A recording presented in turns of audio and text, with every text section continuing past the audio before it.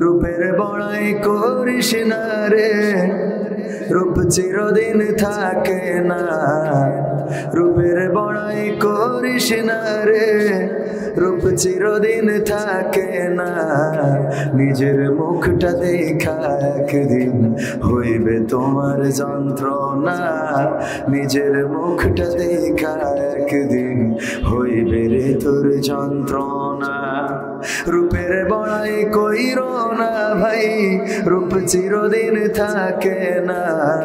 চেহারার বড়াই কইরো না বোন, রূপ চিরদিন থাকে না। নিজের মুখটা দেখা একদিন হইবে তোমার যন্ত্রণা। নিজের মুখটা দেখা একদিন হইবে রে তোর যন্ত্রণা। সময় হইল বড় শিক্ষক, সব দিবে শিখাইয়া। সুখের জীবন থাকবে না রে, দেখবে না কেউ চাইয়া। সময় হইল বড় শিক্ষক, সব দিবে শিখাইয়া। সুখের জীবন থাকবে না রে, দেখবে না কেউ চাইয়া। মরার আগে মরবি রে তুই, জ্বালা সইতে পারবি না। মরার আগে মরবি রে তুই, জ্বালা সইতে পারবি না। নিজের মুখটা দেখা একদিন হইবে তোমার যন্ত্রণা। নিজের মুখটা দেখা একদিন হইবে রে তোর যন্ত্রণা। কিসের তো বড়াই তোমার মাটির দেহ লইয়া। ময়রা দেখো পোকা মাকড় শেষ করবে সব খাইয়া। কিসের তো বড়াই তোমার মাটির দেহ লইয়া। ময়রা দেখো পোকা মাকড় শেষ করবে সব খাইয়া। এই দুনিয়া ছাড়তে হবে, অহংকার আর কইরো না। এই দুনিয়া ছাড়তে হবে, অহংকার আর কইরো না। নিজের মুখটা দেখা একদিন হইবে তোমার যন্ত্রণা। নিজের মুখটা দেখা একদিন হইবে রে তোর যন্ত্রণা। রূপের বড়াই কইরো না ভাই, রূপ চিরদিন থাকে না। ক্ষমতার বড়াই কইরো না ভাই, সে আর চিরদিন থাকে না। নিজের চেয়ার দেখা একদিন হইবে তোমার যন্ত্রণা। নিজের চেয়ার দেখা একদিন হইবে তোমার যন্ত্রণা। চেহারার সৌন্দর্য কি চিরকাল থাকবে? আমার এই কালো দাড়ি, কালো চুল, চোখের এই কালো মনিটা কি চিরকাল কালো থাকবে? আমার আপনার কারোরই থাকবে না। যুবক মানুষটা বৃদ্ধ হবে, সাদা কালো চুলওয়ালা মানুষটার চুল সাদা হবে, কালো দাড়িওয়ালা মানুষটার দাড়ি সাদা হবে, সোজা মানুষটা খুজা হবে। একদিন, দিনের পরে দিন, রাতের পরে রাত, মাসের পরে মাস, বছরের পর বছর যাইতে যাইতে গুনা দিনগুলো শেষ হয়ে যাবে। কবর দেশের বাসিন্দা হওয়া লাগবে, বলেন ঠিক কিনা? কবর থেকে কি আমরা পালাতে পারবো? মৃত্যু থেকে পালাতে পারবো না, কবর থেকে পালাতে পারবো না। সুতরাং সেই কবরের প্রস্তুতি নেওয়ার দরকার আছে না নাই? কবরের প্রস্তুতি এখনো তো শুরু করতে পারলাম না। চা নিয়ে টেনশন কেন? এত তাড়াতাড়ি অত টেনশন করার দরকার নেই। এটা হইল? চা পানি কিছু লাগে না আমাদের কাছে। 2 ঘন্টা কথা বলবো, এগুলো বাদে ইনশাআল্লাহ। আল্লাহ কবুল করুন, পড়েন আমিন। আল্লাহ তৌফিক দিন, পড়েন আমিন। কথা বলার তৌফিক দেন কে? অনেক শিক্ষিত মানুষ কথা বলতে পারে না, অথচ ফুটপথে কিছু ওই যে লজ্জাপতি গাছ মাছ শিকড় বিকড় তুলে এনে লেকচার দেয়। BA pass, MA pass, honours masters complete হয়ে এনে বসি খালি বক্তৃতা শোনেই না, ওই সব লজ্জাপতির শিকড়ও কেনে। ঠিক না বেঠিক? তার মানে আল্লাহ তার কথা বলার যোগ্যতা দিয়েছেন। তো যাই হোক, কথার মধ্যে আর কথা বলার দরকার নেই। ইনশাআল্লাহ যুবক মানুষ তো চিন্তা করছে হুজুর কোনো বিষয়, আমি যশোরের সন্তান, আপনাদের সন্তান, ঠিক কি না? যশোরে মাহফিল কম করা হয় কেন? কারণ হলো যে এই সময় বাইরে একটু চাহিদা ভালো, তো বাইরে সুযোগটা বেশি দিলে চাহিদা ভালো মানে বলুন তো একটু মানে এটা আর কি ভালো করে বুঝে নিতে হবে। তো যশোরে লজ্জাও করে যে এই সময় যদি মানে আমরা খুব ওই দিকের মতো করে হাদিয়া নিই তাহলে তো এটা ঠিক না। ঠিক, আমি আপনাদের সন্তান, আপনাদের এখানে তো ফ্রিতে আসতে হবে, তাই না? তো আমি বলি যখন আমি ফ্রি টাইম তখন যশোরের মানুষগুলো প্রোগ্রাম করা উচিত। তাইলে আমি আসলাম, ঘুরলাম, থাকলাম, বেড়ালাম, খাইলাম, ডাব পিড়ে খাবো দুপুরবেলা, তারপরে এই আপনাদের অঞ্চল ঘুরে দেখবো, তারপরে রাত্রে প্রোগ্রাম করবো, চলে যাবো যখন ফ্রি সময়। এখন তো সকালে ময়মনসিংহ, তো বিকেলে পাবনায়, সকালে রাজশাহী, তো পরের দিন আবার চট্টগ্রাম, এই তালে মাথা থেকে ও মাথা কি যে কিছু তো করার নাই। আল্লাহ রাব্বুল আলামিন রিজিক এইভাবে লিখে রেখেছে। আজকে অভয়নগর আমার কি নপাড়া, তাই তো নপাড়া এসে খাইতে হবে, আল্লাহ রিজিক লিখে রেখেছে, কি করবো বলেন? করার আছে কিছু? রিজিকের মালিক কে? বলেন রিজিকের মালিক কে? আল্লাহ যাকে চান তাকে খাওয়ান, যাকে চান তাকে পরান, যাকে চান তাকে সম্পদ দেন, যাকে চান তাকে সম্মান দেন, আর যাকে চান তাকে সব কিছু থেকে বঞ্চিত করেন। অনেক টাকার মালিক, অনেক কোটিপতি, কিন্তু শরীরে ডায়াবেটিস নামক রোগ দিয়েছে, ডাক্তার বলল সব খাওয়া হারাম। আছে না নাই? অনেক ক্ষমতার মালিক 41 সালের আগে ক্ষমতা ছাড়বে না, কিন্তু আল্লাহ বললেন না তোমার এদেশেও থাকা হবে। কথা কয় না? ক্ষমতার মালিক কে? আল্লাহ রাব্বুল আলামিন সকালবেলার ফকিরকে সন্ধ্যাবেলা ধনী বানান, আবার সন্ধ্যাবেলার ধনীকে সকালবেলা ফকির বানান।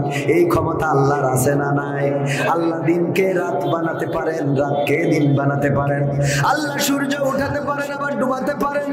আমার রব সব কিছুর উপরে ক্ষমতা আল্লাহর আছে না নাই? আল্লাহ রাব্বুল আলামিন সব কিছুর উপরে ক্ষমতা রাখেন। যারা মনে করেন আমরা বড় ক্ষমতাবান, আমরা বড় মুস্তান, আমরা বড় বড় লিডার, বড় বড় নেতা, আমরা এই সমাজে এখন পাওয়ারফুল ব্যক্তিত্ব, তোমাদের থেকে কত বড় বড় পাওয়ার আলাকে আল্লাহ কলা গাছের মতো ভেঙে ফেলেছে, আর তোমরা তো তাদের নাতিপুতিও না। বলেন ঠিক কিনা? ফেরাউন, নমরুদ, হামান, কামান যারা ছিল, এগুলো কত বড় বড় শক্তিশালী, তারা শুধু চেয়ার টিকাইতে চায় নাই, তারা বলেছে আনা রব্বুকুমুল আলা, আমি এই পৃথিবীর রব, তোমরা আমাকে রব হিসাবে মেনে নাও। বলেছেন না বলেন নাই? রব দাবি করেছেন, তথা আল্লাহর চেয়ার নিয়ে টান দিয়েছেন। পৃথিবীর মানুষ তো দুনিয়ার ক্ষমতার চেয়ারটা রাখতে চায়। আমাদের যারা ক্ষমতায় ছিল তারা বাংলাদেশের চেয়ারটাই রাখতে চেয়েছে, ওরা তো আমেরিকার প্রেসিডেন্ট হতে চায় নাই। বলেন ঠিক না বে ঠিক? কিন্তু ফেরাউন ছিল যে শুধু মিশরের চেয়ারে সন্তুষ্ট না, সে চেয়েছিল আল্লাহর চেয়ারটা দখল করবে। বলেন নাউজুবিল্লাহ। সেই ফেরাউনকে সুবানি খাওয়াইছে না খাওয়ায় নাই? ফেরাউনকে সুবানি খাওয়ালো। নমরুদও দাবি করেছিল আমি রব, তোমরা আমাকে রব মেনে নাও, আমি সব কিছুর উপরে ক্ষমতাবান। ইব্রাহিম আলাইহিসসালাম মানলেন না। ইব্রাহিম আলাইহিসসালাম নিজে রব খুঁজতে লাগলেন। আল্লাহ রাব্বুল আলামিন রব পাইয়ে দিয়েছেন না দেন নাই? ফালাম্মা জান্না আলাইহিল লাইলু রাআ কাওকাবান ক্বালা হাযা রাব্বি ফালাম্মা ফালা ক্বালা লা উহিব্বুল আফিলিন। ইব্রাহিম আলাইহিসসালাম আকাশে তারকা দেখলেন, দেখে বললেন এই তারাটাই আমার রব হবে। কারণ এর আগে জিজ্ঞাসা করেছিল মাকে, ও গো মা, আমার স্রষ্টাকে, আমার রবকে? মা বলল তোমার স্রষ্টা তোমার বাবা। বলল বাবার স্রষ্টাকে? বলল বাবার স্রষ্টা হলো ওই নমরুদ। নমরুদের স্রষ্টাকে? নমরুদের স্রষ্টা ওই মূর্তিগুলো। মূর্তির স্রষ্টা তো আমার বাবা, তাইলে এইগুলো স্রষ্টা হয় কেমনে? বুঝলেন? এইটা কেমনে স্রষ্টা হয়? নমরুদ মাথা নত করে কার কাছে? মূর্তির কাছে। কার কাছে? মূর্তির কাছে মাথা নত করে। ইব্রাহিম আলাইহিস সালাম মানতে পারলেন না। চিন্তা করলেন কি করে রবের সন্ধান পাওয়া যায়। তখন তো তার উপরে ওহী নাজিল হয় নাই, নবীও নাই, ওলিও নাই, পথ দেখানোর মতো কেউ নাই। বড় হয়েছেন এমন ভাবে গুপ্ত ভাবে বড় করা হয়েছে, কারণ নমরুদ স্বপ্নে দেখেছিল একটা আলোকরাজি, একটা আলোক রশ্মি এসে তার রাজপ্রাসাদ ধ্বংস করে দিচ্ছে। এই জন্য পুরুষ সন্তান হতে দিচ্ছিল না। যখন এই আজরের ঘরে ইব্রাহিম আলাইহিস সালাম জন্মগ্রহণ করলেন, তখন গোপনে তিলে তিলে তাকে বড় করলেন। রব খুঁজতে লাগলেন, রব খুঁজতে লাগলেন, রবের দিশা দিয়ে দিলেন কে? এখনকার যুবকেরা যারা পথের দিশা খুঁজে পেতে চায়, আল্লাহ পথের দিশা দিতে পারে না। আমার যুবকেরা যারা স্মার্ট হতে চায়, তাদেরকে বলতে চাই, স্মার্ট হওয়ার জন্য চুলের ওই কুত্তা কাটিং চলবে? ওই কাটিং দিলে মানুষ পছন্দ করে না।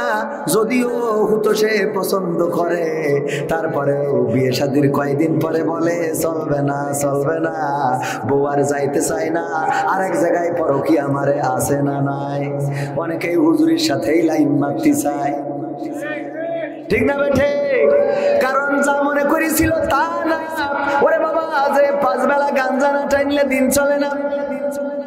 সাইজের অবস্থা খুবই খারাপ, মাজাও নাই, পাছাও নাই, এরকম আছে না নাই? এইটা যখন বাইকে নিয়ে চলে, বাইক মনে করে আরে আমার এত দামি বাইক তোর কিনার কি দরকার ছিল, ব্যাটারি চালানো একটা কিনা ভালো ছিল। এইটার পিছনে ঘোরে, ওরে বাবা কত জোরে গিয়ার, কারেন্টের খুঁটিতে মেরে একটা পাতালে আর একটা হাসপাতালে। ঘটে না? একটা পাতালে আর একটা কোথায় যায়? হাসপাতালে। আমার ভাইয়েরা, এই যুবকেরা যারা এমন স্মার্ট হতে চায়, ওভার স্মার্ট হতে যে ছিঁড়া প্যান্ট, ছিঁড়া কাপড়, এমন টাইট প্যান্ট, এমন টাইট শার্ট, টি শার্ট যেগুলো পরে কোনো কারণে আগামীকাল জুমাবার, শুক্রবার নামাজের জন্য যদি মসজিদে ঢোকে, সিজদার সময় প্যান্টটা নিচে নেমে যায়, শার্টটা উপরে উঠে যায়, মাঝখানে কি দেখা যায়? কথা কয় না? এইগুলো আছে না নাই? এটা স্মার্টনেস নয়। আসল স্মার্ট হলো তারা যারা আজান হলে মসজিদে যায়। কথা কয় না? আজান হলে মসজিদে যাই। যেই যুবক এই যৌবন কালকে আল্লাহর পথে ব্যয় করে, এর থেকে স্মার্ট যুবক আসমানের নিচে জমিনের উপরে হতে পারে? যার মাথায় টুপি আছে, যে নামাজি, যার মুখে দাড়ি আছে, যার টাকনুর উপরে কাপড় আছে, এইটাই হলো স্মার্ট যুবক, বাতাসের বাইরে চলে। সুতরাং এই যুবকটাকে এক বাক্যে বিশ্বাস করা যায়, এই যুবকটাকে আমার মা বোনেরা এক বাক্যে গ্রহণ করা যায়। এই যুবকটাকে যদি বিয়ে করতে পারো, জীবনে অসুখ বলে কিছু হবে। অসুখ মানে বোঝেন তো, রোগ না, মানে অসুখী হবে না। কি হবে না? অসুখী হবে না। কিন্তু প্রথমেই ভুল করে স্মার্ট যুবক খুঁজতে যে বিপদে পড়ে যায়। ওগো আমার যুবকেরা, পথের দিশার কথা বলছিলাম। যদি পথের দিশা পেতে চাও, ইব্রাহিম আলাইহিস সালামের আদর্শটা অনুসরণ করো। কেমন করে তিনি পথের দিশা খুঁজলেন, সূরা আল আনআম সুন্দর করে আল্লাহ রাব্বুল আলামিন তুলে ধরেছেন। ইব্রাহিম আকাশের তারা দেখে বললেন, এই তারাই হলো আমার স্রষ্টা, এটাই আমার রব। তারার দিকে তাকিয়ে আছেন, কিন্তু যখন সেটা অস্তমিত হয়ে গেল, তখন বলল, যেটা ডুবে যায় সেটাকে আমি রব বলে মানতে পারি, আমি সেটার প্রতি আসক্ত না। ফালাম্মা রাআল কমারা বাযিগান ক্বালা হাযা রাব্বি ফালাম্মা ফালা ক্বালা লা ইয়াহদিনি রাব্বি লাকুনান্না মিনাল কওমিদ দাল্লিন। ইব্রাহিম আলাইহিস সালাম এরপরে আকাশে কি দেখতে পাইলেন? চাঁদ। কি দেখলেন? চাঁদ, মুন। চাঁদটা দেখার পরে বললেন, এই চাঁদটাই আমার রব হবে, এটাই আমার স্রষ্টা। যেহেতু তারার থেকে চাঁদটা বড়, কত সুন্দর করে আলোকিত করে পৃথিবী, অন্ধকার এই রাতকে দুর্বৃত করে যেই চাঁদ, সেই চাঁদ আমার স্রষ্টা। কিন্তু যখন সেই চাঁদের আলোটাও মিলানো হয়ে গেল, তখন বলল, ওগো রব, তুমি যদি আমার পথ না দেখাও, তাইলে আমি নিশ্চয় গোমরাহীদের মধ্যে পড়ে যাব, তুমি আমার পথের দিশা দাও। এরপরে তিনি আবার দেখতে পেলেন সকালবেলা টকবক করে সূর্য উঠলো, সে কথাটাও কোরআনে আছে না নাই? ফালাম্মা রাআ শামসা বাযিগাতান ক্বালা হাযা রাব্বি হাযা আকবার ফালাম্মা ফালাত ক্বালা ইয়া কওমি ইন্নী বারিউম মিম্মা তুশরিকুন।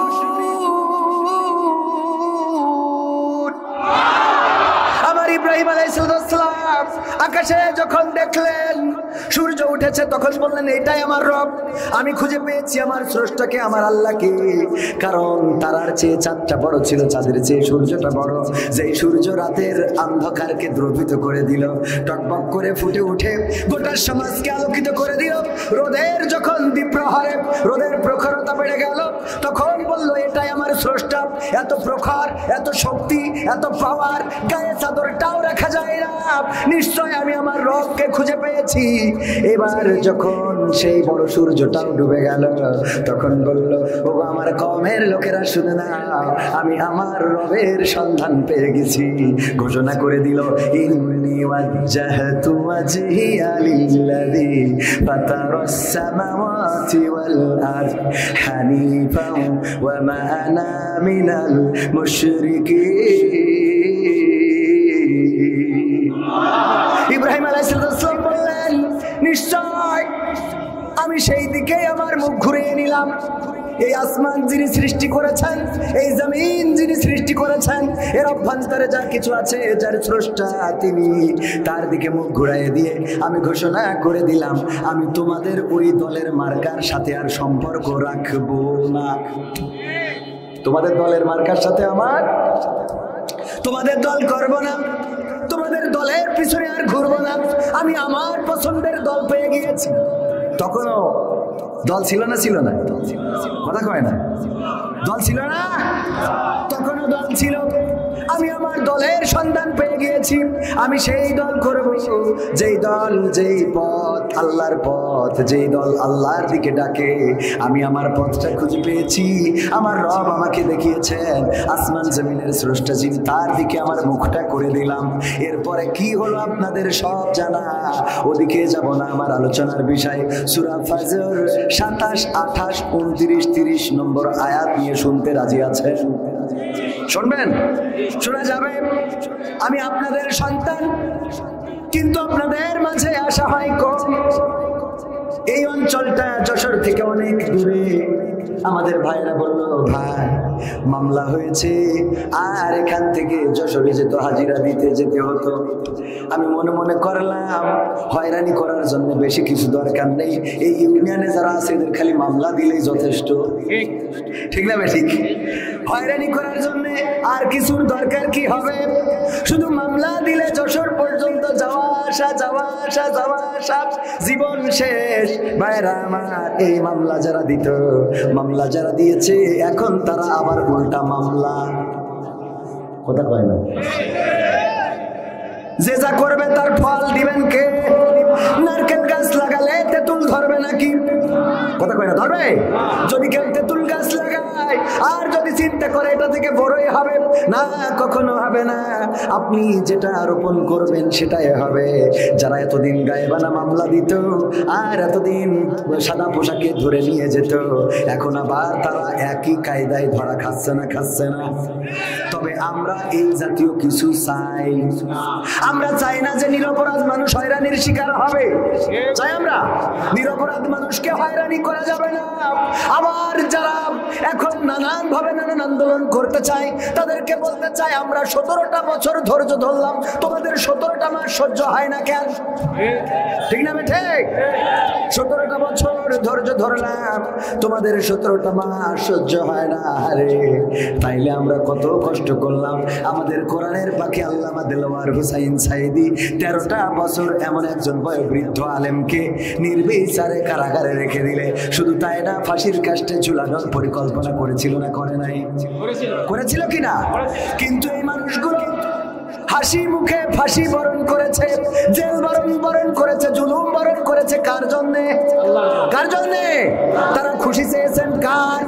চিল্লাই বলেন কার? আমার বাইরে দাঁড়ানো যুবকেরা বলেন কার খুশি চেয়েছেন? আমি দেখতে পাচ্ছি আপনারা না ঢুকলেও কোনো অসুবিধা নাই, কিন্তু যদি এখানে ঢোকেন আল্লাহ রাব্বুল আলামিন এই মাহফিলটা নাজাতের ওসিলা করতে পারে না? পারে না? আমার আল্লাহ রাব্বুল আলামিন পরকালের ময়দানে আপনার কাছে কিতাব ধরিয়ে দিবেন, ইকরা কিতাবাকা কাফা বিনাফসিকা আল-ইয়াওমা আলাইকা হাসিবা। পড়ো তোমার কিতাব, পড়ে তুমি তোমার হিসাব করার জন্য নিজেই যথেষ্ট। আমাদের এই কিতাবের খাতা উল্টাবো, প্রতিটা পাতায় পাতায় অসুবিধা আছে না নাই? আমাদের জীবনে গুনাহ আছে না নাই? আমাদের জীবনে কত গুনাহ রাতের অন্ধকারে করেছি, পৃথিবীর কোনো মানুষ দেখে নাই, কিন্তু আল্লাহর চোখ কি ফাঁকি দিয়া গেছে? ছাদের নিচে করলাম, পৃথিবীর কেউ দেখলো না। ও আমার ভাইয়েরা, সেই ছাদের নিচে আল্লাহ দেখেন না? দেখেন না? ফাঁকা মাঠের প্রান্তরেও যদি কোনো গুনাহ করেন, সেই ফাঁকা মাঠের প্রান্তরেও আল্লাহ রাব্বুল আলামিন দেখেন। যদি জঙ্গলে, ওই সুন্দরবনের জঙ্গল যেখানে গেলে মানুষ হারিয়ে যায়, আমি সুন্দরবনে গিয়েছিলাম, আমি দেখলাম এটা পৃথিবীর বাইরে যেন আর একটা পৃথিবী। এই বনের মধ্যে যেও যদি কেউ গুনাহ করে, সেখানে আল্লাহ আছে না নাই? আল্লাহ সব দেখেন, সব শোনেন। সুতরাং আল্লাহর চোখ ফাঁকি দেওয়ার সুযোগ নাই।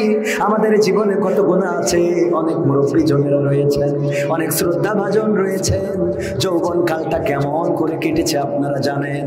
আমাদের ইয়াং জেনারেশন যারা রয়েছেন, আমার কলিজার টুকরা যুবকেরা যারা রয়েছে, ও সোনা পাখিরা, কবে তুমি লাইলাতুল ফেব্রুয়ারি পালন করেছো এটা আল্লাহ জানে না? জানে না?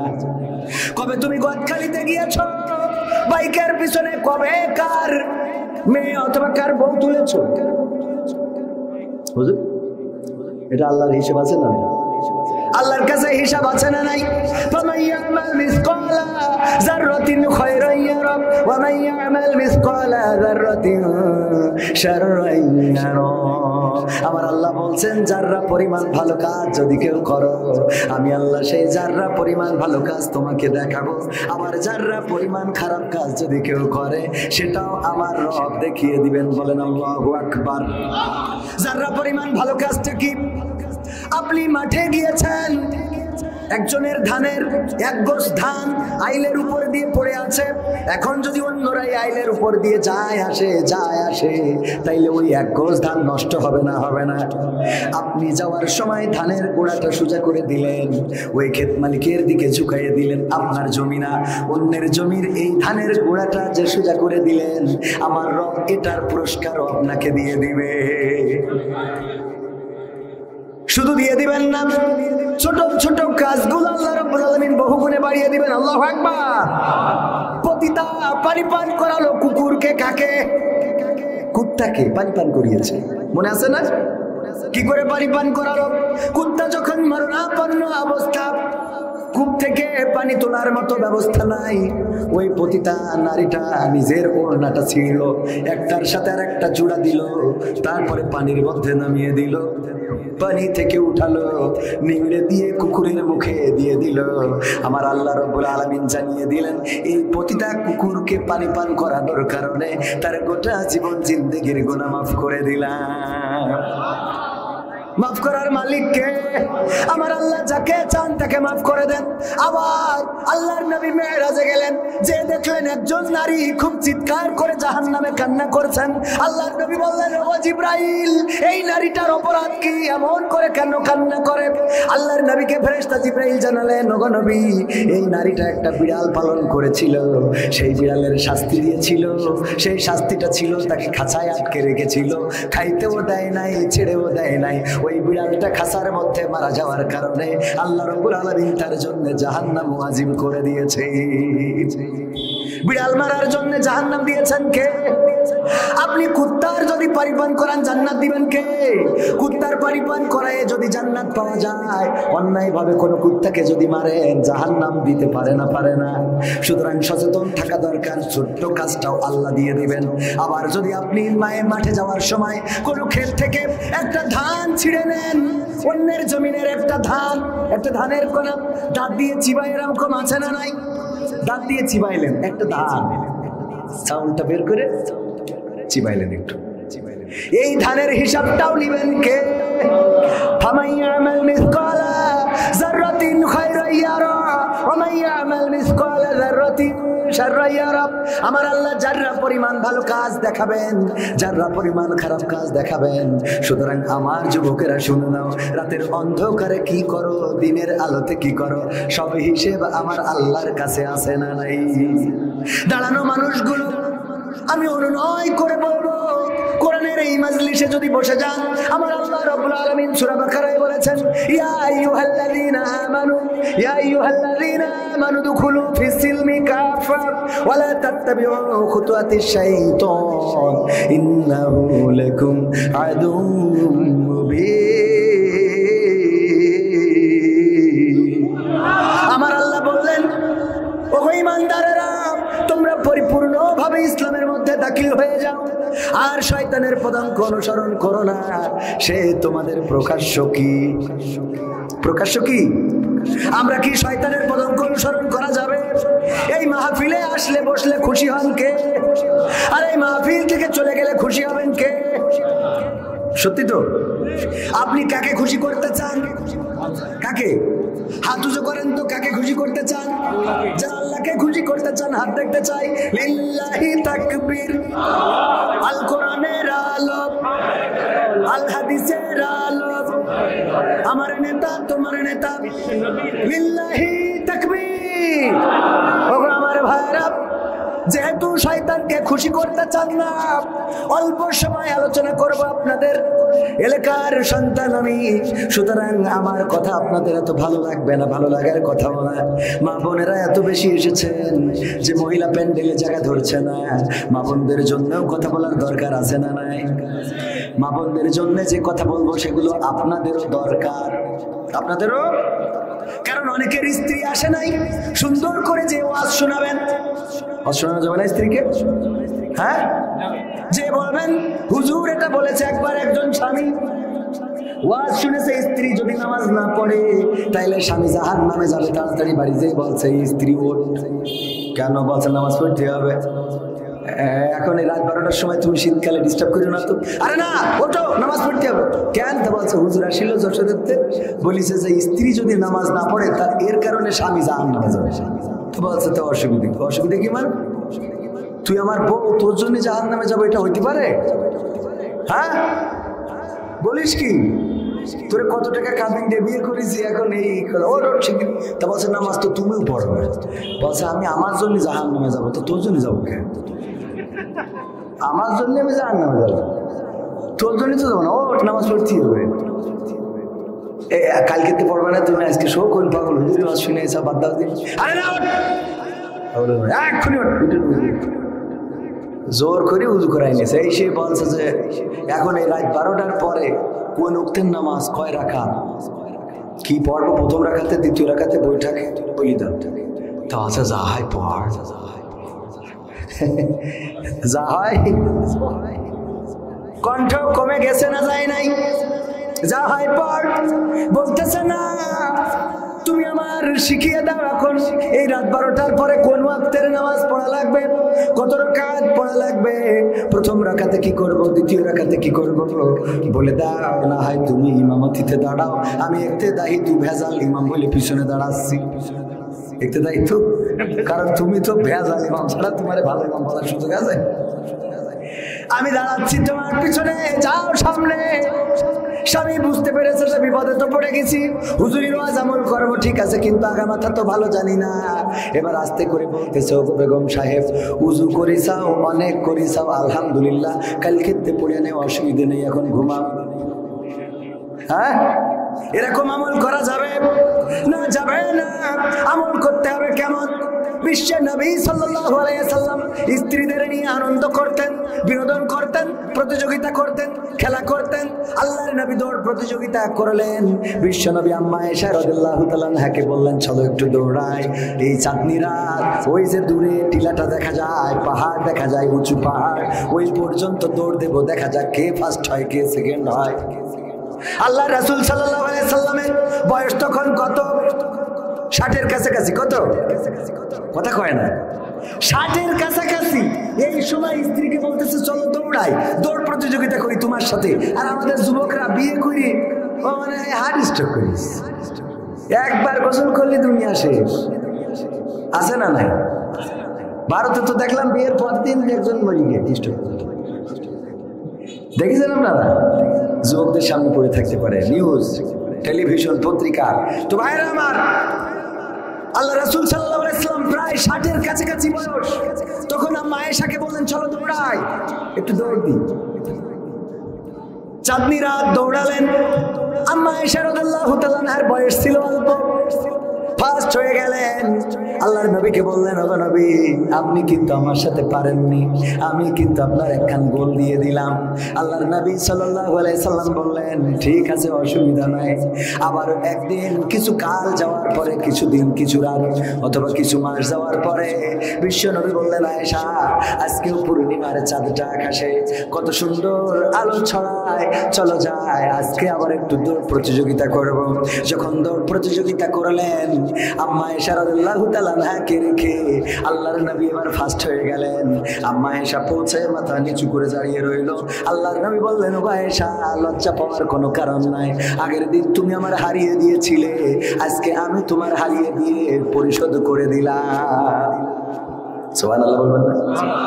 রাসূল সাল্লাল্লাহু আলাইহি ওয়াসাল্লামের জীবনে এত রোমান্টিকতা ছিল, স্ত্রীদের সাথে এমন আচরণ করতেন। স্ত্রীরা একবার সবাই মিলে সিদ্ধান্ত নিল, আমরা বিশ্বনবীর কাছে জানতে চাইব কোন স্ত্রীকে বেশি ভালোবাসে, কোন বেগমকে বেশি ভালোবাসে। জিজ্ঞাসা করলো, গো বিশ্বনবী, আপনি কোন স্ত্রীকে বেশি মহব্বত করেন, বেশি ভালোবাসেন? আল্লাহর নবী বললেন, কালকে তোমাদের প্রশ্নের উত্তরটা দিয়ে দেব। এই রাত্রে সব বিবির ঘরে গেলেন আর একটা খুরমা দিলেন আর বললেন, খবরদার জন্য তোমার সতীনদের কাছে বলবা না। হ্যাঁ, খুরমা দিয়ে দিলেন, সতীনদের কাছে বলবা না। খুরমা দিলেন সবার ঘরে, যে একটা একটা করে খুরমা দিলেন। পরের দিন যখন বিবিরা বসলো, বলল, বিশ্বনবী, আজকে তো জানাতে চেয়েছিলেন কাকে বেশি ভালোবাসেন, কাকে বেশি মহব্বত করেন। আল্লাহর নবী সাল্লাল্লাহু আলাইহি সাল্লাম বললেন, হ্যাঁ, অবশ্যই জানাবো।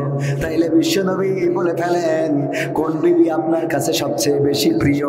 আল্লাহর নবী বললেন, গতকাল রাত্রে আমি যার ঘরে যে খুরমা দিয়েছি, তারই আমি বড় বেশি ভালোবাসি। সবার কাছে খুরমা আছে না নাই? আল্লাহর নবী মজা করতেন। একজন বৃদ্ধ সাহাবী আসলো বিশ্বনবী সাল্লাল্লাহু আলাইহি সাল্লামের কাছে, বললেন, তুমি তো জান্নাতে যাইতে পারবা না, কেন? আল্লাহ বৃদ্ধ মানুষদের জান্নাত দিবেন না? তো লোক তো কান্না শুরু করেছে, হায় আল্লাহ, তাইলে আমার কি হবে? আমি কি বুড়ো হয়েছি, ইচ্ছা করি না, আল্লাহ বানাইছে? কথা কয় না? আল্লাহ বুড়ো করেছেন, আল্লাহ বয়স্ক করেছেন, বৃদ্ধ করেছেন, আমার কি দোষ? এখন জান্নাত কেন দিবে না? এই যে আপনাদের এই দুই হুজুর উঠছেন কেন বাবা? ও বাবা, এত মানুষ, ভালো মানুষ আছে, আপনারা দুজন হুজুর উঠে যাচ্ছেন, এটা তো সুন্দর না। অনেকে আছে বেশি জানে, যারা ওরা আবার বেশি মানে সমস্যা করে, আছে না নাই? সুন্দর এই আলোচনার ময়দান, দেখেন দুইটাই এত বড় বড় হুজুর, আপনারা চলে গেলে খারাপ লাগে না বাবা? হ্যাঁ, আল্লাহ হেদায়েত করুন, বলেন আমিন। কারণ জুব্বা পরলেই বড় হুজুর হয়ে যায়, আবার অনেকের দাড়ি নাই, টুপি নাই বলে মনে করে এটা ভালো না। সবচেয়ে বড় কারি আব্দুল বাসিত দাঁড়িয়ে আছে, বিশ্বের মুসলিম বিশ্বের গর্ব এরদোয়ান অথবা এরদোগান, তুরস্কের প্রেসিডেন্ট, মুখে কি দাড়ি আছে? তবে আমি দাড়ির বিপক্ষে নই, বরং আমি আমার যুবকদেরকে বলি, ও আমার যুবকেরা, আমার কিছু কাজ করে দাও। তার মধ্যে 1 নম্বর হলো নামাজ কাজা করা যাবে। 2 নম্বর কাজ, দাড়ি চাচা যাবে, দাড়িটারে সংরক্ষণ করো, শেভ করা যাবে না, শেভ করতে হবে। 3 নম্বর কাজ, টাকনুর নিচে কাপড় পরা যাবে, টাকনুর উপরে কাপড় পরতে হবে। তুমি যত বড় আল্লাহওয়ালা হও না কেন, তোমার টাকনুর নিচে কাপড় থাকতে পারে না। বিশ্বনবী সাল্লাল্লাহু আলাইহি সাল্লাম এটা পছন্দ করে নাই। 4 নম্বর কাজ হলো সৎ কাজের আদেশটা করে দিবা। 5 নম্বর কাজ হলো অসৎ কাজের বাধা দিয়ে দিবা। এই 5টা কাজ যদি কোনো যুবক করতে পারে, আল্লাহ রাব্বুল আলামিনের জান্নাত তার জন্য ওয়াজিব হয়ে যাবে। বলেন সুবহানাল্লাহ। এই জন্য দাড়ি দেখলেই বিশ্বাস করবেন না, টুপি দেখলেই বিশ্বাস করবেন না। হিন্দুরাও দাড়ি রাখতে পারে না। দরবেশ বাবার দাড়ি ছিল না, কথা কয় না। এমপিরা সব কোথায় গেল, মন্ত্রীরা সব কোথায় গেল, কোথায় কাদের কাকা? তাদের সারা দেশটা এখন লাগে ফাঁকা ফাঁকা। পালাবে না, যাই না তবু দেখা। পালাবে না, যাই না তবু দেখা। তাদের সারা দেশটা এখন লাগে ফাঁকা ফাঁকা, ওদের সারা দেশটা এখন লাগে ফাঁকা ফাঁকা। আইন মন্ত্রী আটকে গেল আইনেরই ফাঁকে, দাড়ি ছাড়া দরবেশের ভণ্ড লাগে। দাড়ি থাকতে মনে হতো জামাতের আমির, কথা কয় না, মনে হতো ডাক্তার শফিকুর রহমানের চাচাতো ভাই, এত সুন্দর দাড়ি। অথচ যখন পার হয়ে যাচ্ছেন দাড়ি কেটেছে না কাটে নাই, দাড়ি কেটে আবার চড়েছে নৌকায়। এমনিতেই তো নৌকার অবস্থা খারাপ, আবার যদি ওইটাই চড়ে তাহলে কি ভালো হইতে পারে? কথা কয় না, ভালো হয়? যদি ধান কাটতে কাটতে যেত তার একটা রাস্তা ছিল, কথা কয় না, অথবা যদি ওজন দিতে দিতে যেত তাও একটা পথ ছিল। কিন্তু আবার উঠেছে। ও আমার ভাইরা, শোনাবো নাকি গানটা? শোনাবো, শুনবেন? এখন আমি কিন্তু শুরু করিনি, নিজের এলাকা তো, এই জন্যই মনে করছি যে শুরু একটু পরেই করবো। শুরু করবো, করবো, থাকবেন? কারা কারা দেখতে চায়? লিল্লাহি তাকবীর, আল কোরআনের আলো, আল হাদিসের আলো, আমার নেতা তোমার নেতা, নারায়ে তাকবীর। আল্লাহর নবী সাল্লাল্লাহু আলাইহি সাল্লাম ইন্তেকাল করেছেন। বেলাল রাদিয়াল্লাহু তাআলা আনহু মসজিদে নববী ছেড়ে দিলেন, মদিনা ছেড়ে দিলেন। অনেক দিন হলো দেখা পাওয়া যায় না। হঠাৎ বেলাল স্বপ্ন দেখলেন, আল্লাহর নবী বলছেন, ওগো বেলাল, আমার কথা কি তুমি ভুলে গেছো নাকি? আমার কথা কি তোমার মনে পড়ে না? বেলাল রাদিয়াল্লাহু তাআলা আনহু চিন্তা করলেন, অনেক দিন হয়ে গেল আমি আমার নবীর রওজা থেকে দূরে, আমি একটু যাই নবীর রওজাটা জিয়ারত করে আসি। যখন মদিনায় এসেছে, মদিনাবাসী বলল, ওগো বেলাল, তোমার কণ্ঠের আজানটা তো শুনি না। বিশ্ব নবী সাল্লাল্লাহু আলাইহি সাল্লামের নিযুক্ত করা মুয়াজ্জিনের নাম কি ছিল? বেলাল রাদিয়াল্লাহু তাআলা আনহু নিযুক্ত করেছেন কে? আল্লাহর রাসূল সাল্লাল্লাহু আলাইহি সাল্লাম। কিন্তু বেলাল হাবশী কৃতদাস, নাইজেরিয়ার গোষ্ঠী, আফ্রিকান হওয়ার কারণে সহি শুদ্ধ আজান হতো না। সাহাবীরা অভিযোগ করলো, বেলালের আজান শুদ্ধ হয় না, আমরা মুয়াজ্জিন পাল্টাতে চাই। মুয়াজ্জিন পাল্টে দেওয়া হলো। যখন সেই মুয়াজ্জিন আজান দেয়, আবার সুবহে সাদিক না হয়ে রাতের আধার ঘনিয়ে আসে। আবার যখন সুবহে সাদিক হতে যায়, আবার আজান দিল, আবার রাতের আধার ঘনিয়ে আসলো। আবার চিন্তা করলাম, আমরা মনে হয় গভীর রাতে আজান দিয়েছি। আবার সুবহে সাদিক যখন হতে গেল, আবার আজান দিল, আবার রাতের আধার ঘনিয়ে আসলো। সাহাবী বুঝতে পারলেন, এই মসজিদে নববীতে বেলালের আজানটাই আল্লাহর দরবারে কবুল হয়েছে, আমার মতো মুয়াজ্জিনের আজান চলবে না। আবার বেলালকে এনে আজান দেওয়ানো হলো। আল্লাহর নবীর নিযুক্ত করা মুয়াজ্জিন মদিনা ছেড়েছেন, কারণ নবী নাই। মদিনা ছাড়লেন, যখন স্বপ্ন দেখলেন, আসলেন জিয়ারত করার জন্য। মদিনাবাসী বললেন, ওগো বেলাল, একটু আজান দাও মসজিদে নববীতে, তোমার কণ্ঠের সুললিত কণ্ঠের আজানটা শুনতে চায়। ভাইরা আমার, যদি কোনোভাবে আল্লামা সাঈদী বেঁচে থাকতেন আর ফ্যাসিস্ট পালানোর পরে আমাদের মনের মধ্যে আকাঙ্ক্ষাটা কি থাকতো? সবাই বের হয়, সবাই আসে, একে একে। ওই যে ব্যারিস্টার আরমান ফিরে আসলো, জামাতের সেক্রেটারি আজহারুল ইসলাম ফিরে আসলো, চরমনায়ের বিএনপির অনেক নেতাকর্মী একে একে ফিরে আসলো। কিন্তু আমার কোরআনের পাখিটা ফিরলো না।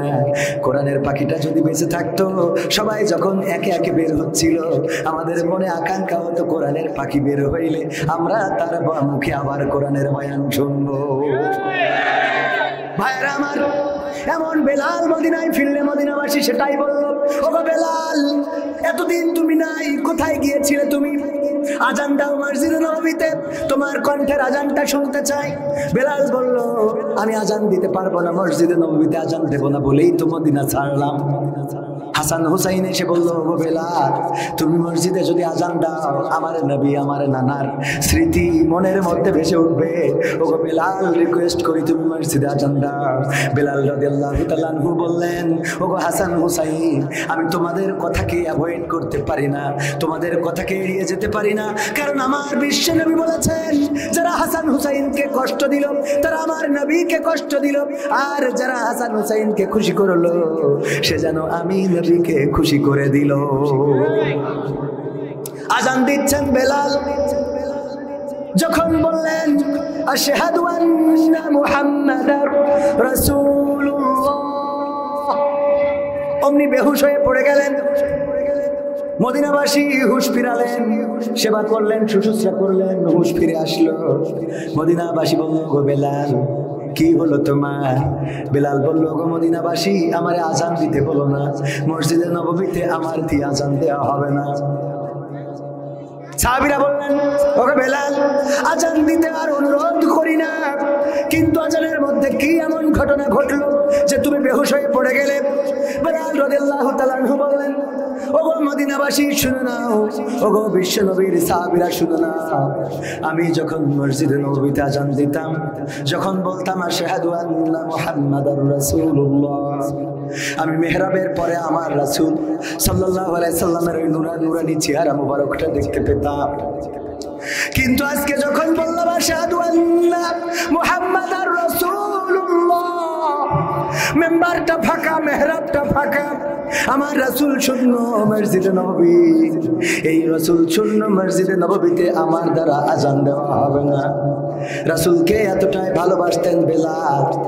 আল্লাহর নবী সাল্লাল্লাহু আলাইহি সাল্লাম মেরাজ থেকে আসলেন, এসে বললেন, ওগো বেলাল, কি এমন ইবাদত করো বলো শুনি। বেলাল বলল, ও নবী, আমার তো তেমন কোনো ইবাদত নাই, যা আপনি শিখিয়েছেন তাই করি, তেমন ভালো কোনো ইবাদত নাই, যা শিখিয়েছেন আমি তাই করি। আমি আরবিয়ান না, আমি একজন কৃতদাস গোলাম, উমাইয়ার গোলাম ছিলাম আমি। আপনি আমাকে ইসলামের আলোয় আলোকিত করেছেন, আমি সবচেয়ে কালো মানুষটা, আমি সবচেয়ে অবহেলিত মানুষটা, আপনি যা শিখিয়েছেন তাই করি ওগো নবী। বিশ্ব নবী বললেন, ওগো বেলাল, আমি যখন মেরাজে গেলাম ৭ আসমানের উপরে আসে আজিমে, আল্লাহ রাব্বুল আলামিনের সাথে সাক্ষাৎ হওয়ার আগ মুহূর্তে ফেরেশতা জিবরাইল বলল, ওগো নবী, সিদরাতুল মুনতাহার ওপাশে যাওয়ার ক্ষমতা আমার নাই, আপনি এখানে অপেক্ষা করেন, আল্লাহ রাব্বুল আলামিন আপনার সাথে দেখা করবেন। ওগো বিশ্ব নবী, আমি চলে গেলাম। ওই সময় যখন একাকী হয়ে গেলাম, ওই একাকী সময় একটু মনের মধ্যে ভয় অনুভূত হচ্ছিল। হঠাৎ করে আমি ওই আরশে আজিম থেকে তোমার পায়ের আওয়াজ শুনেছি, তোমার পায়ের আওয়াজ শুনেছি বেলাল, তোমার পায়ের আওয়াজ আমি আরশে আজিম থেকে শুনলাম।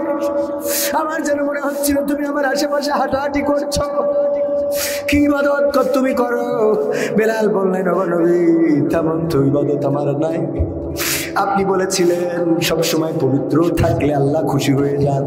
আমি চেষ্টা করি যখন উজু চলে যায় আবার উজু করে নিজেকে পবিত্র রাখার। আল্লাহর নবী বললেন, হতে পারে এটাই আল্লাহর কাছে বড় পছন্দের ইবাদত। আল্লাহর নবীকে ভালোবাসতেন বেলাল, এতটাই ভালোবাসতেন বিশ্ব নবী সাল্লাল্লাহু আলাইহি সাল্লাম ইন্তেকাল করার পরে মদিনা ছেড়েছেন। আল্লাহর নবীকে ভালোবেসে তালহা রাদিয়াল্লাহু তাআলা আনহু উহুদের ময়দানে, যুদ্ধের ময়দানে গিয়েছেন, নিজের পিঠে তীর ধারণ করেছেন, বিশ্ব নবীকে ঘিরে ধরলেন। বিশ্ব নবীর দিকে যত তীর ছুটে আসে নিজের পিঠটা পেতে দিয়েছেন তালহা রাদিয়াল্লাহু তাআলা।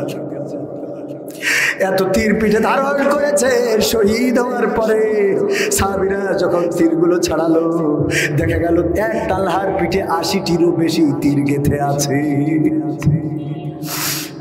হযরত হানজালা ছুটে এসেছেন উহুদের যুদ্ধে, হযরত হানজালা রাদিয়াল্লাহু তাআলা আনহু ছুটে এসেছেন উহুদের যুদ্ধে, যুদ্ধ করতে করতে শহীদ হয়ে গিয়েছেন। স্ত্রী এসে বলল, ওগো নবী, আমার স্বামী ছিল যুদ্ধের ময়দানে, আমি এসেছি একটু অনুরোধ নিয়ে। কি অনুরোধ?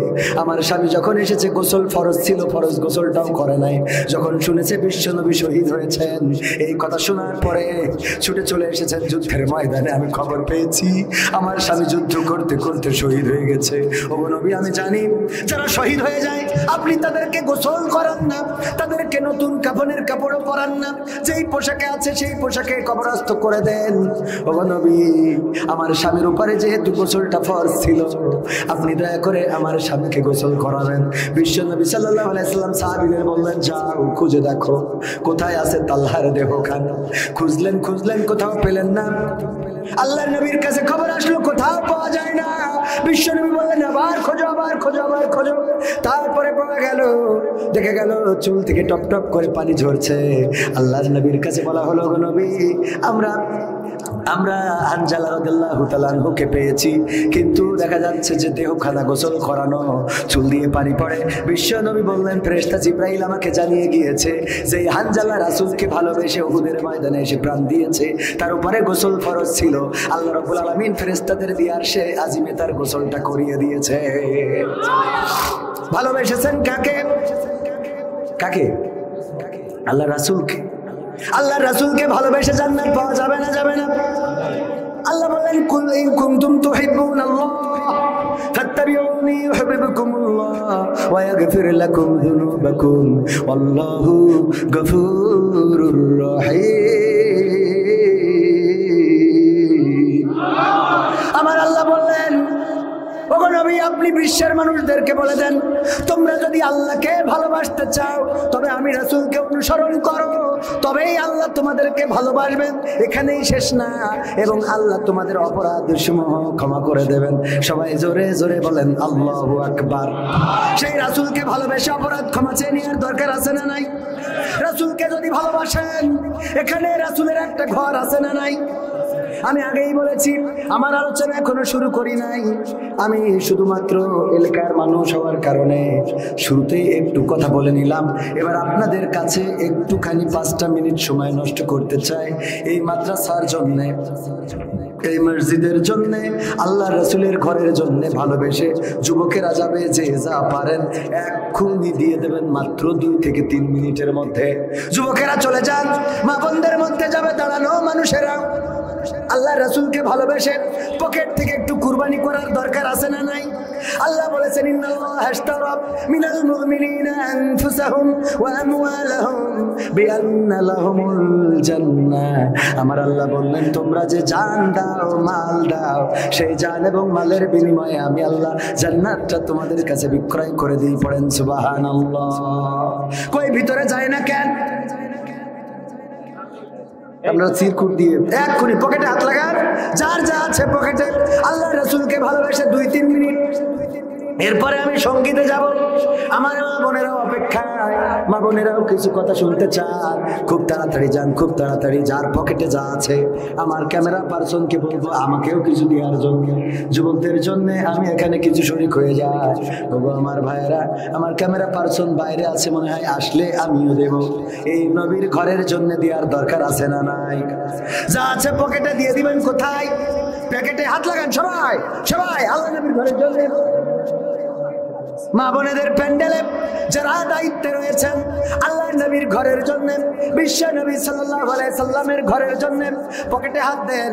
500, 1000, 2000, 3000, 200, 300, 500, 10, 20, 50, 100, যার যা পকেটে আছে দিয়ে দেন।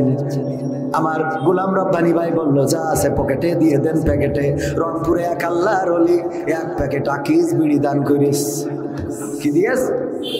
আবার একটা সিরকুট লিখে দিয়েছে, হুজুর আমার 1 প্যাকেট আকিস বিড়ি ছিল, আমি আজকে প্যাকেটে দান করে দিছি। আমার দাবি হলো অর্ধেক কমিটি দেবেন আর অর্ধেক আপনি বাড়ি নিয়ে যেয়ে খাবেন।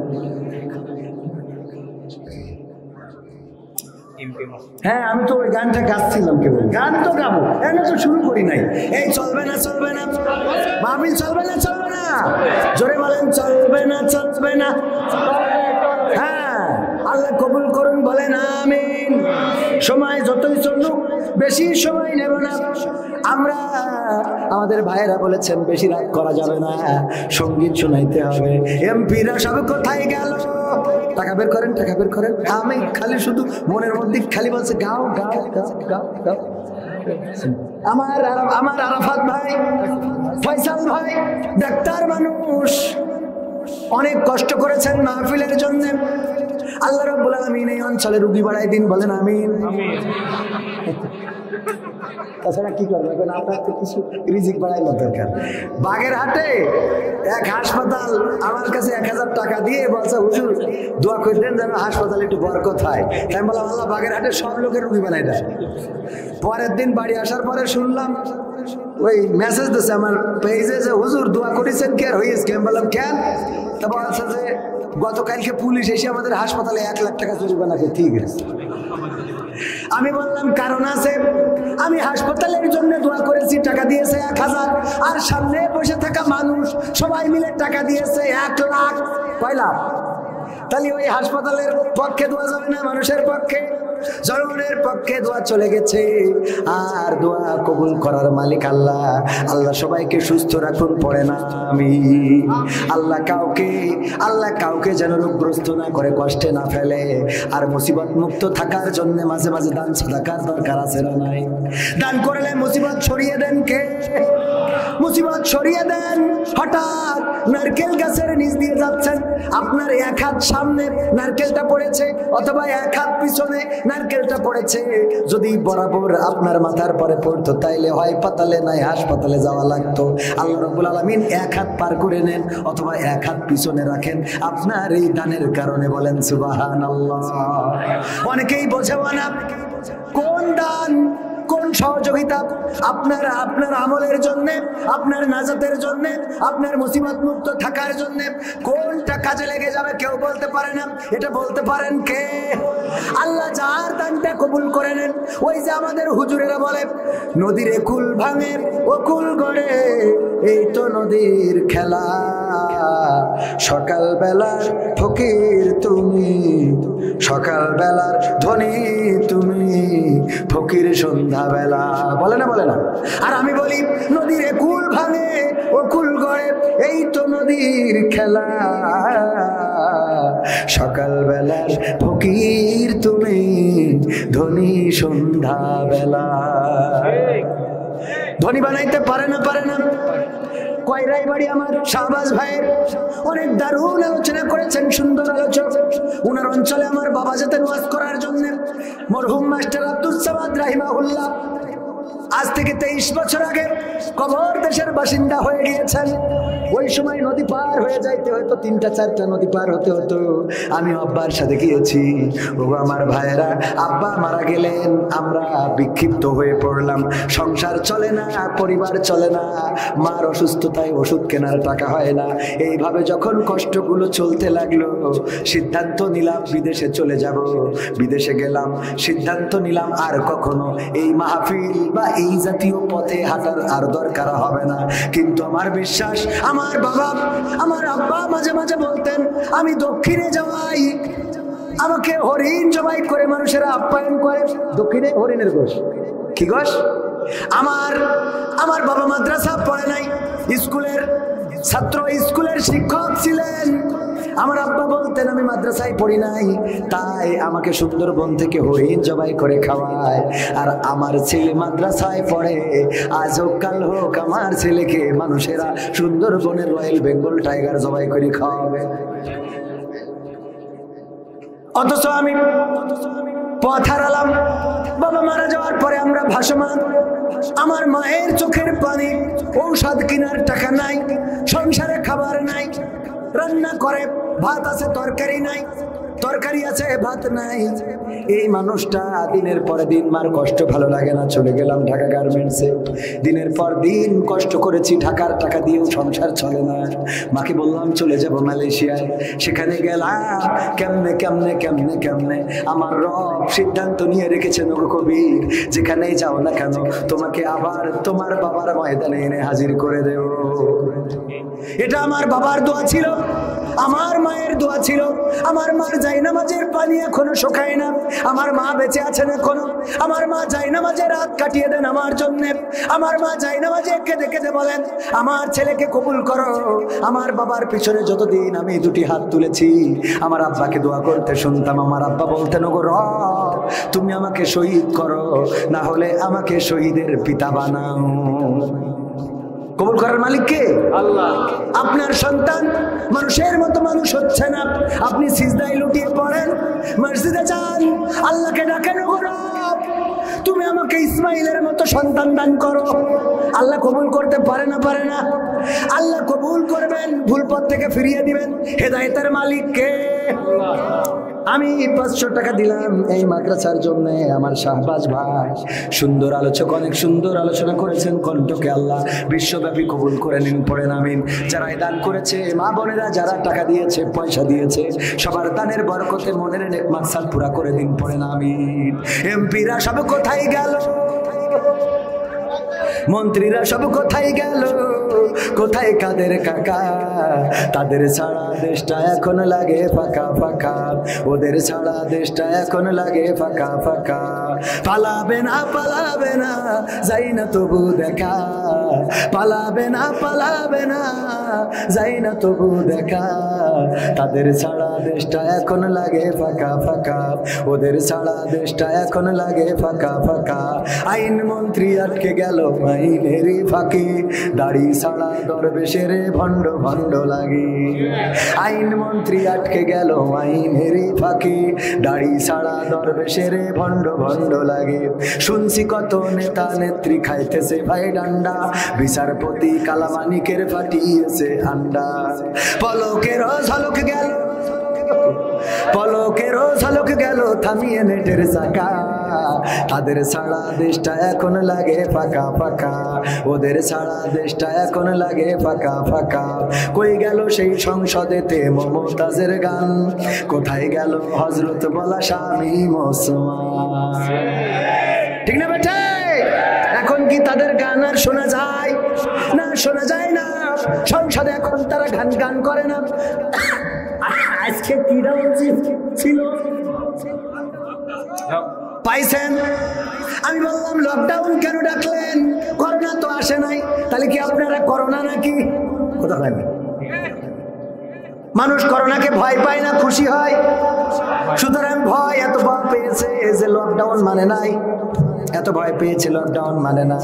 ওগো আমার ভাইরা, আর ওই বিদেশ থেকে যেসব নেতারা তাগিদ করবে, বিদেশ থেকে যারা আদেশ করবে, এই আদেশগুলো শোনা যাবে? শোনা যাবে? শুনতাম যদি তারা রাজপথে থাকতো, যদি তারা আমাদের নেতাদের মতো হাতে হাত করা পড়ে জেলখানায় যেত। ওগো আমার ভাইরা, বিএনপির নেত্রী জেল খেটেছে না খাটে নাই? কথা হয় না, খেটেছে না খাটে নাই? জামাতের নেতারা ফাঁসির কাস্টে ঝুলেছে না ঝোলে নাই? যারা নেতা হবে তারা এমন করে বুক পেতে দেবে, কর্মীদেরকে রক্ষা করতে চাইবে, কিন্তু যেই সব নেতারা বিপদে পড়লে কর্মীদের রেখে হেলিকপ্টারে করে পালিয়ে যায়, ওরা নেতা হতে পারে?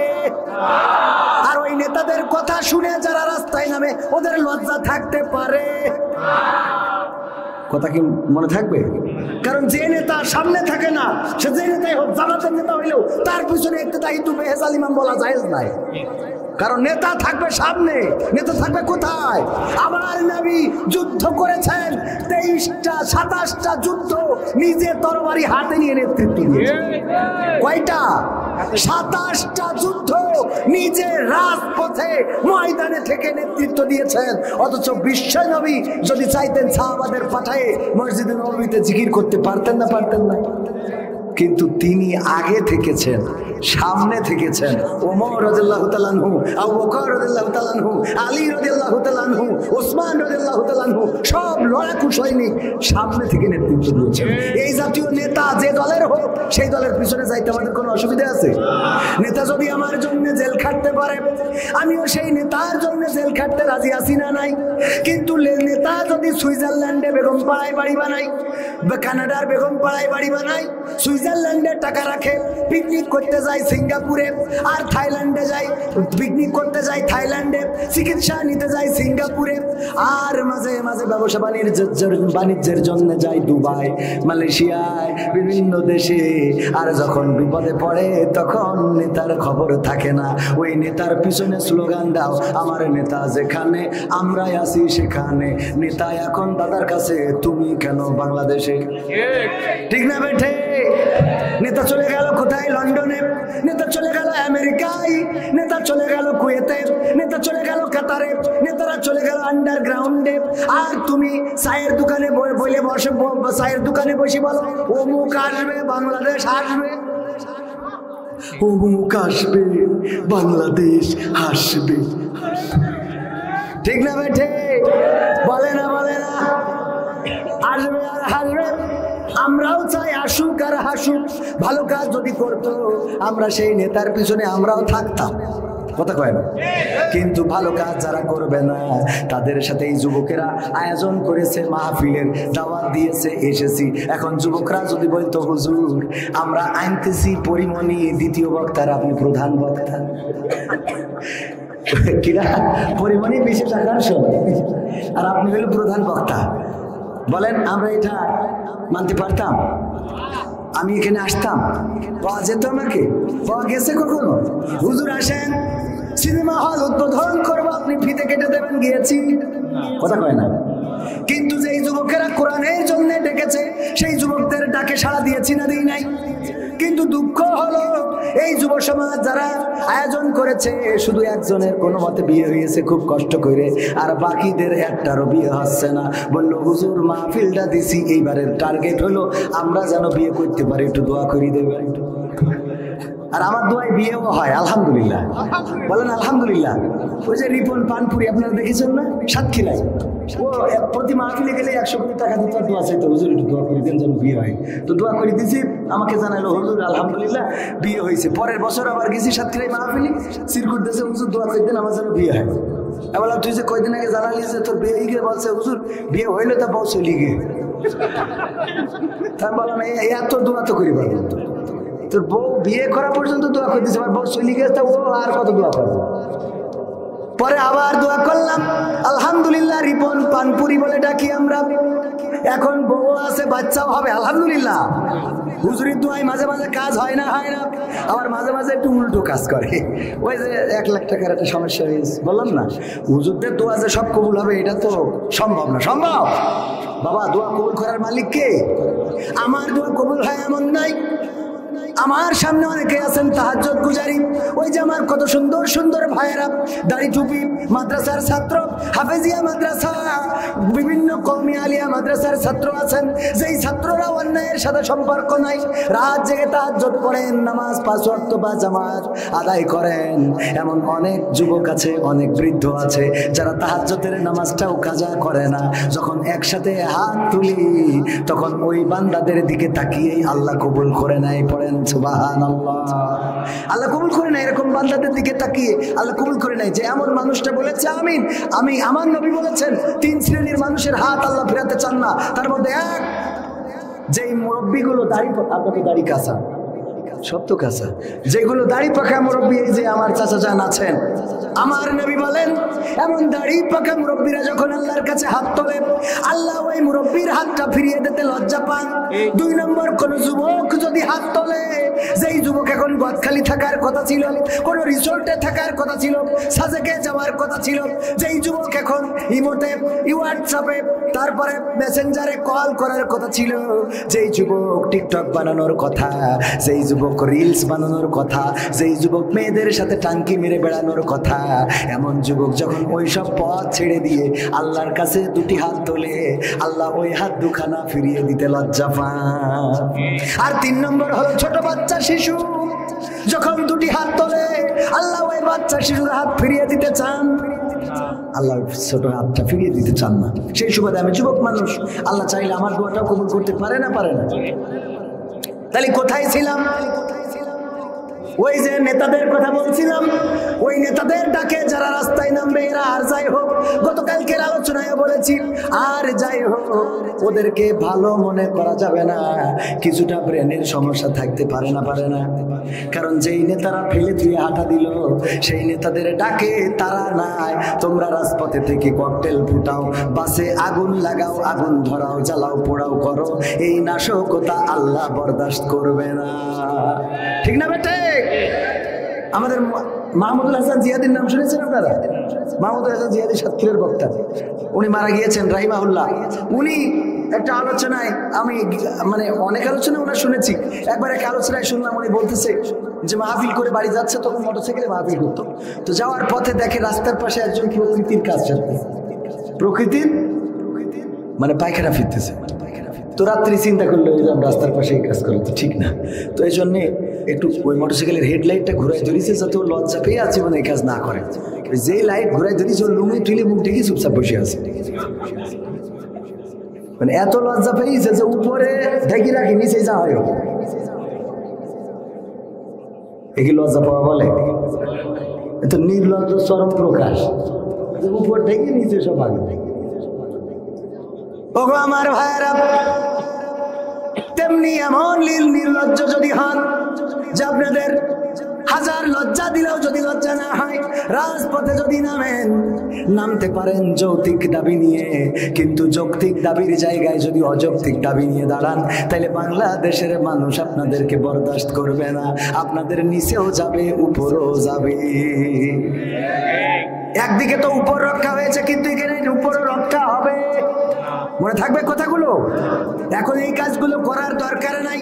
তবে যৌক্তিকভাবে আমরাও সরকার যদি এমন কোন আচরণ করে, নিরপরাধ মানুষের নামে যদি মামলা হয় মানব, নিরপরাধ মানুষের হাতে যদি হাত করা পরানো হয় মানব, নিরপরাধ মানুষকে যদি জেলে নেওয়া হয় মানব, নিরপরাধ মানুষকে রিমান্ডে নিলে মানব না, নিরপরাধ মানুষকে হয়রানি করলে মানা হবে। যারা রাজনীতি করবে, রাজনীতি করার অধিকার আছে। আগে যেমন আমরা একটু মসজিদে বসলে হঠাৎ করে 5 জন 7 জন কোরআনের জন্য বসেছি, বলতো নাশকতার পরিকল্পনা করছে, এই বলতো না? বলতো না? মসজিদে বসলেও নাশকতা। আর কিছু হইলে কি বলতো? এটা জামাত শিবিরের কাজ। ঠিক না বেঠে? কিছু হইলেই নাম, কিছু হইলেই নাম দিয়ে দিত। আমি উদাহরণ দিতে যেয়ে বলি, বর্ডারের কাছে যাদের বাড়ি তারা জানবেন, বর্ডার দিয়ে মিস্টার বল্টু বাইসাইকেলে করে বালু নিয়ে যাচ্ছে। প্রশাসনের লোক ধরে বললো, বল্টু বাইসাইকেলে বাস্তাই কি? কয় স্যার বালু নিয়ে যাচ্ছি। কয় সাইকেলে করে তুমি ইন্ডিয়া থেকে বালু পাচার করতেছো কেন? কয় স্যার এমনি নিয়ে যাচ্ছি। এই এমনি বালু নিয়ে যায় কেউ? চেক করে দেখি বালুর মধ্যে কিছু আছে কিনা। চেক করে দেখে না, কিছু নাই। দ্বিতীয় দিন আবার যখন নিয়ে যাচ্ছে, বললো বল্টু সাইকেলে করে কি পাচার করো স্যার? বালু। কয় বালু কেউ পাচার করে নাকি? নিশ্চয় বালুর মধ্যে কিছু আছে। পরে চেক করে দেখে না, বালুর মধ্যে কিছু নাই, ছেড়ে দিয়েছে। তৃতীয় দিন আবার ধরেছে, বাইসাইকেলে করে কি পাচার করো? স্যার বালু স্যার। না, এই বালুর মধ্যে কোনো নাশকতা থাকতে পারে। বালু ঢাকায় পাঠাইছে ল্যাবে চেক করার জন্য। ল্যাব থেকে জানাই দিয়েছে এটা নিছক বালু, আর কিছু নাই এতে। বল্টুর সাথে যখন দেখা সিদ্ধিরগঞ্জ না কি যেন, সিদ্ধিপাশা বাজারে প্রশাসনের লোকের সাথে দেখা, বলতেছে বল্টু এদিকে আয়, তুই যে সাইকেলে করে বালু পাচার করিস ভারত থেকে, কারণটা কি? ওই বালুর মধ্যে তো কিছু খুঁজে পেলাম না, খালি বালু ছাড়া। সাইকেলে করে বালু পাচার করার কারণ কি? বালু কি আমাদের এই কপোতাক্ষের আশেপাশে নাই? বলতেছে স্যার সত্যি কথা বলবো? বল স্যার সত্যি কথা হলো, আমি আসলে সাইকেলে করে বালু পাচার করি না, আমি ওই সাইকেলটা পাচার করি। কি পাচার করে? পাচার করে সাইকেল, আর চেক করে কি? আমার দেশে সেটাই হলো। নাশকতা করে কারা, হামলা করে কারা, এখন বোঝা যাচ্ছে না, যাচ্ছে না। রাতের অন্ধকারে বাসের মধ্যে আগুন জ্বালিয়ে দিল।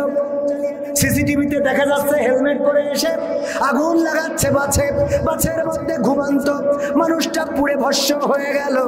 ওগো আমার ভাইরা, আগুন লাগালো, বাসে ককটেল ফুটালো, বিভিন্ন জায়গায় নাশকতা। এই নাশকতাগুলো কারা করে জাতির সামনে মুখোশ উন্মোচন করে দিচ্ছেন কি?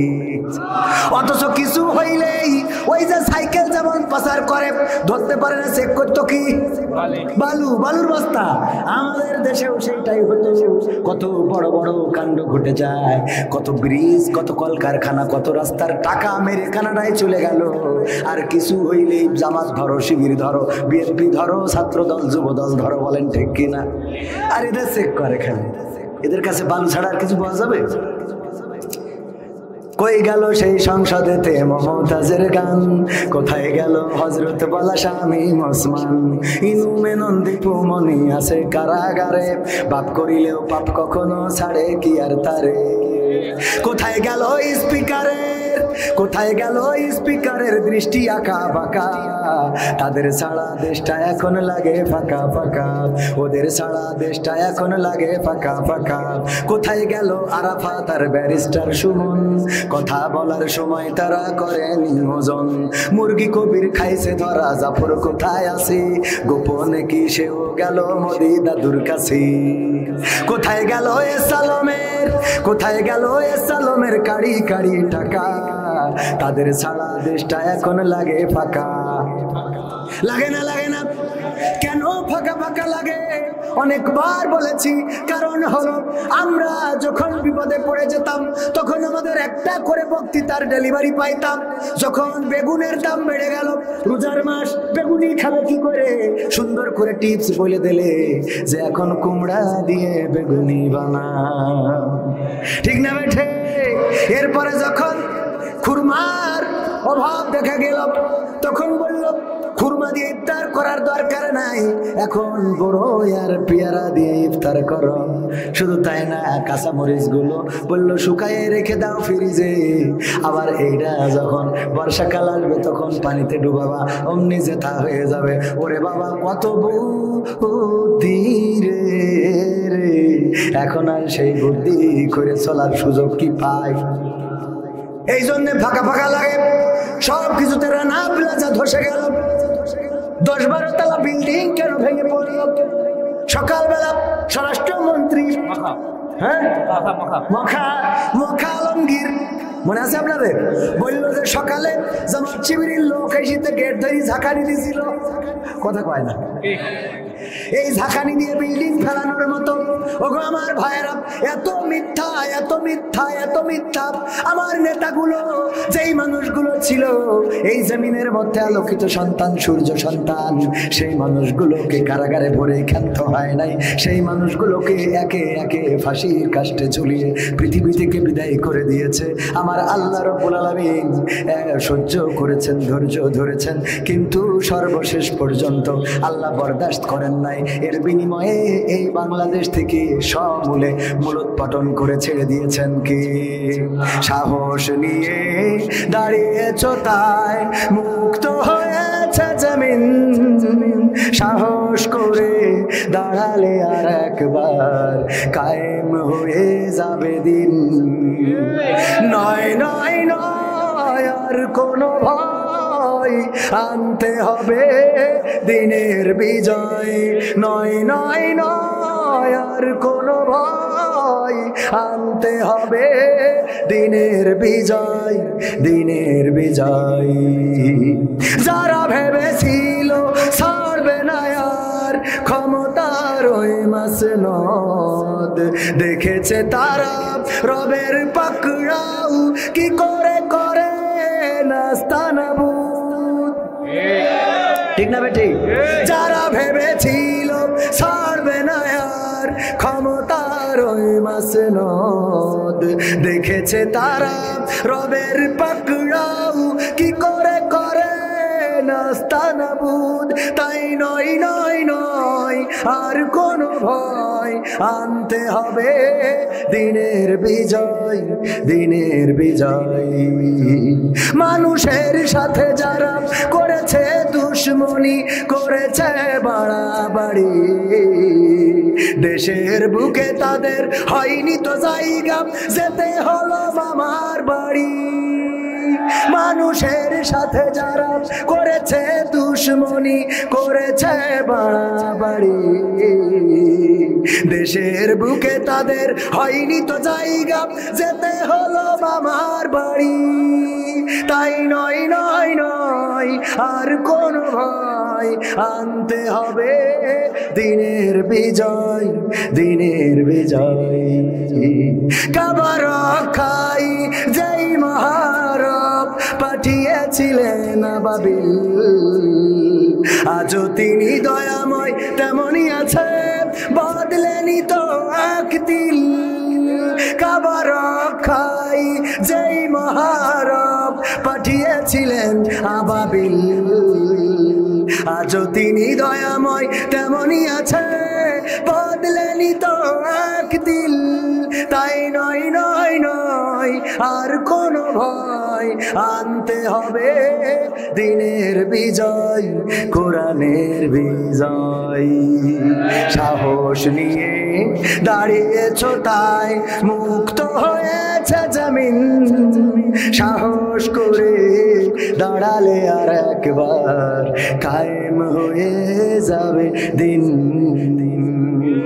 দিন কায়েম কি দেখতে চান?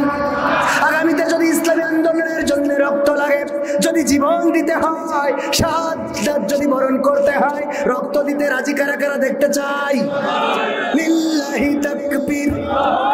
আল কোরআনের আলো, আল হাদিসের আলো, আমার নেতা তোমার নেতা, নারায়ে তাকবীর। আর একটু সময় কি আগাবো সামনে? আর একটু শুনবেন, শুনবেন।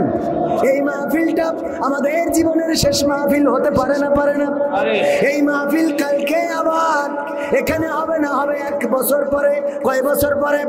1 বছর পরে। কিন্তু এখানে কবে কার জানাজা হবে আমরা কেউ জানি না। আমার জানাজা কবে হবে আপনি জানবেন না, আপনার জানাজা কবে হবে আমি জানবো। কথা কয় না?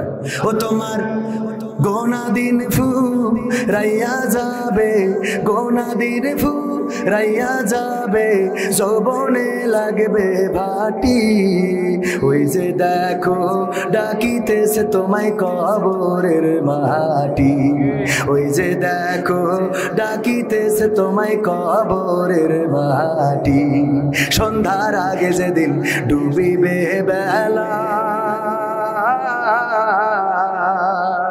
এক পলকে ভেঙে যাবে তোমার রঙেরই মেলা। সন্ধ্যার আগে যেদিন ডুবিবে বেলা,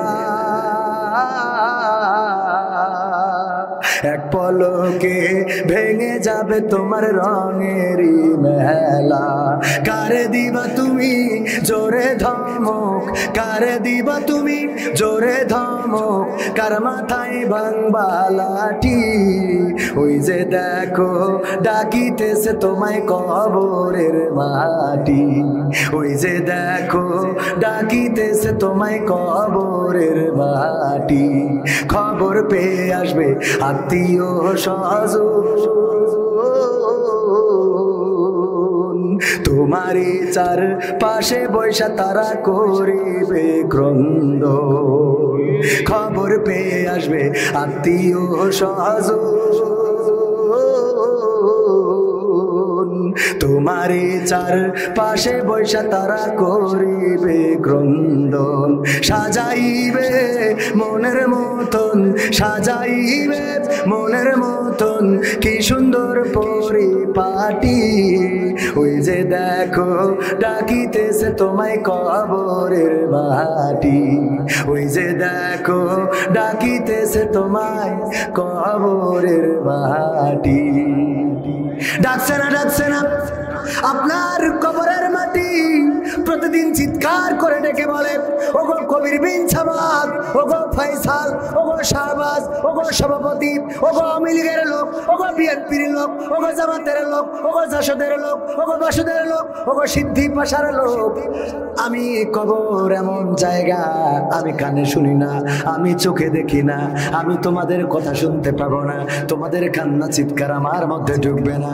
ওগো মানুষ, আমার মধ্যে আসার আগে তুমি তোমার আমলটা ভালো করে আনো, কারণ আমি এমন একটা ঘর, যেই ঘরের মধ্যে সাপ বিচ্ছু দিয়ে ভরা থাকবে, যেই ঘরের মধ্যে অন্ধকার থাকবে, কোনো আলো থাকবে না।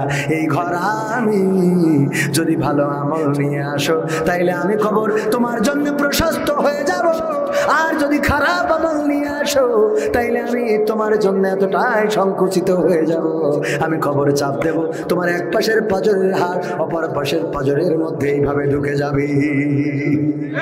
সেই কবরের প্রস্তুতি নেওয়ার দরকার আছে না নাই?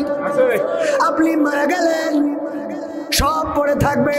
কবির বিন সামাদ যদি কালকে মারা যায়, আজকের মাহফিলের টাকাটা, আজকের হাদিয়াটা কি খেয়ে যেতে পারবো?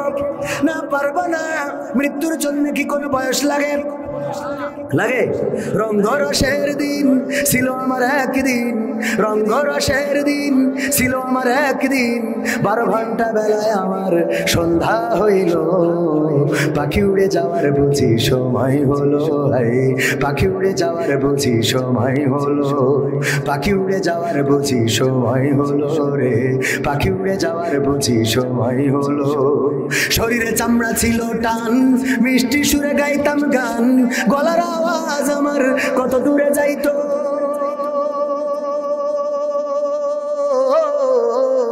শরীরে চামড়া ছিল টান, মিষ্টি সুরে গাইতাম গান, গলার আওয়াজ আমার কত দূরে যাইতো।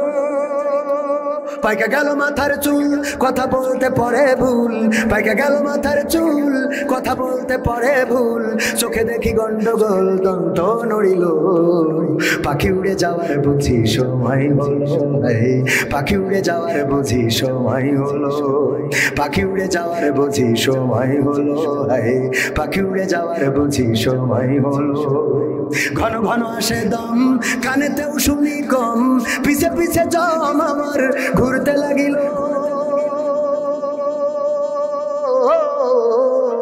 ঘন ঘন আসে দম কানেতে শুনি কম পিছে পিছে জম আমার ঘুরতে লাগিল খাটো হয়ে আসছে পাও হীন হলো সর্বদাও খাটো হয়ে আসছে পাও হীন হলো সর্বদাও ভাবে বুঝি সময় আমার ফুরিয়ে এলো পাখি উড়ে যাওয়ার বুঝি সময় হলো পাখি উড়ে যাওয়ার বুঝি সময় হলো পাখি উড়ে যাওয়ার বুঝি সময় হলো রে পাখি উড়ে যাওয়ার বুঝি সময় হলো এত সুন্দর পরিপাটি খাসায় আমার ছিল খাটি দিনে দিনে খাসায় আমার জং ধরিল এত সুন্দর পরিপাটি খাসায় আমার ছিল খাটি দিনে দিনে খাসায় আমার জং ধরিল পুরাতন খাসাতে পাখি করে শুধু ডাকা ডাকি পুরাতন খাসাতে পাখি করে শুধু ডাকা ডাকি একদিন আমায় দিয়া পাখি উড়িয়া যাইব পাখি উড়ে যাওয়ার বুঝি সময় হলো রে পাখি উড়ে যাওয়ার বুঝি সময় হলো পাখি উড়ে যাওয়ার বুঝি সময় হলো পাখি উড়ে যাওয়ার বুঝি সময় হলো রঙ্গরসের দিন ছিল আমার একদিন রঙ্গরসের দিন ছিল তোমার একদিন 12 ঘন্টা বেলা তোমার সন্ধ্যা হইল পাখি উড়ে যাওয়ার বুঝি সময় হলো পাখি উড়ে যাওয়ার বুঝি সময় হলো পাখি উড়ে যাওয়ার বুঝি সময় হলো রে পাখি উড়ে যাওয়ার বুঝি সময় হলো মারহাবা বলা যাবে মারহাবা ও আমার ভাইরা।